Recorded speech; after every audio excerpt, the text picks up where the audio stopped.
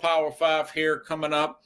Bill, I just talked about the Bills, folks. They look much improved with Ed Oliver back. I actually expected Tennessee, as bad as Tennessee's playing, I expected them to play a whole lot better with Mason Rudolph there. That was not the case.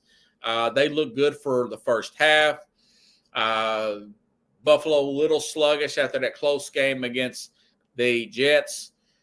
The Monday prior to, shook it off, scored, 24 unanswered, some crazy points there with Ed Oliver. Really helped solidify their run defense. After acquiring Mari Cooper, he had a touchdown, 4 catches, 66 yards. As I mentioned, the Bills need to add a linebacker to their repertoire, help solidify that run defense. That being said, they're in control. They've got a good, solid 2-game lead in the AFC East. I mean, look at Miami's been falling off. They lost again last week to the Colts, and of course, what are they, 2-4 now, 2-5 or whatever. The Jets are in the cellar, and of course, the Patriots are one of the worst teams in the entire league with only 1 win here. Bills are selling right now in the AFC East, and they've got one of the absolute best quarterbacks in the NFL. I mentioned Ray Davis, the running back. James Cook is back. Starting to get that. No Stephon Diggs, no divas in the house here. Cooper's like a journeyman guy at this point. He'd much rather play with a guy like a Josh Allen than a banged up Deshaun Watson here. I've got them at number 5. I think that is a reasonable ranking for right now for the Buffalo Bills. Seem to be clicking pretty well right now. Still got a few pieces of that. I may put them a little higher, but I know they got smoked a few weeks ago. But it looks like they've recovered from that beatdown that Baltimore put on them. Got them at number 5. I think they're going to go farther as the season goes along. Minnesota, thank you, Pickles. Minnesota's dropped down to 4. Now, you say, well, why is that? It looks like Sam Darnold, I think he had a sack 4 times, 1 interception. I got a feeling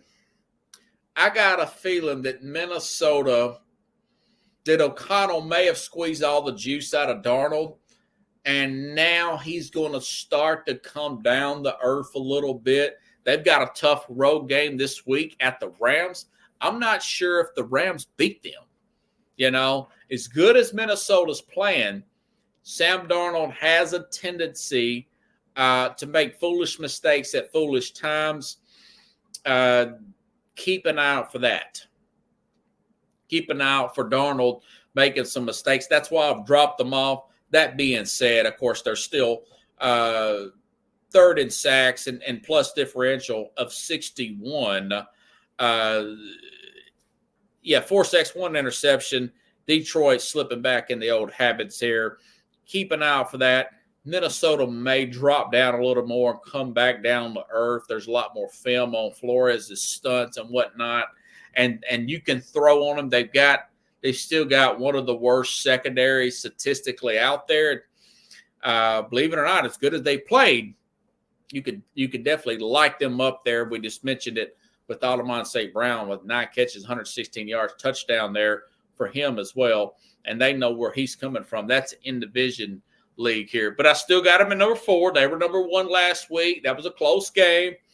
I haven't dropped them out, but I'm just giving you all of this emphasis why they dropped from 1 to 4. And that now 3. Okay.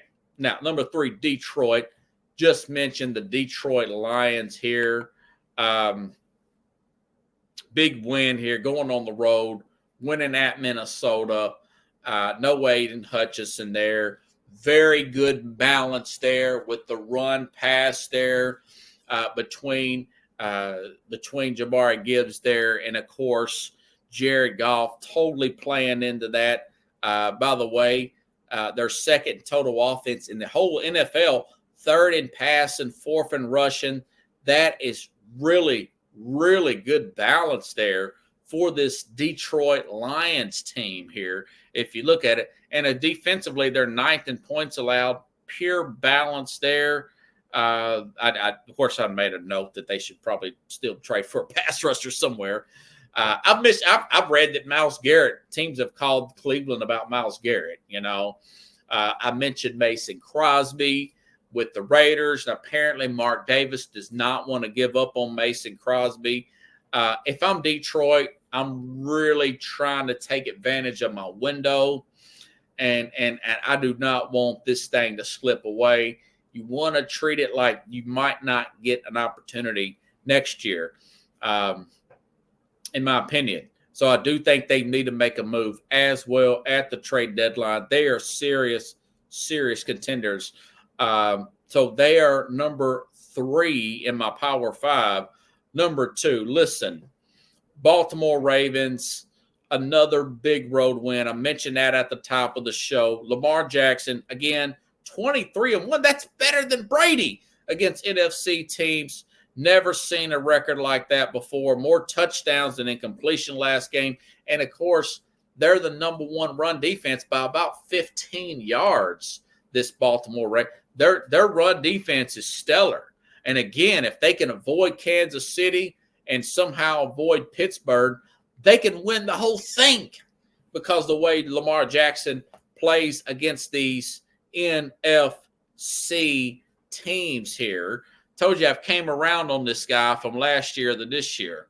They're technically, they're 68 in yards per game, best defense, 4th in sack. They're still getting pass rush. The Ravens are 4th in sacks, Pickles. So they're getting a pass rush. You say, well, why they give up so much in a passing game? Because you got to throw it, because you cannot run on the Baltimore run off the Ravens, and you can't hardly at this point in time, as of October, you can't stop the run on the Baltimore Ravens right now. You cannot run on them, and you can't stop the run.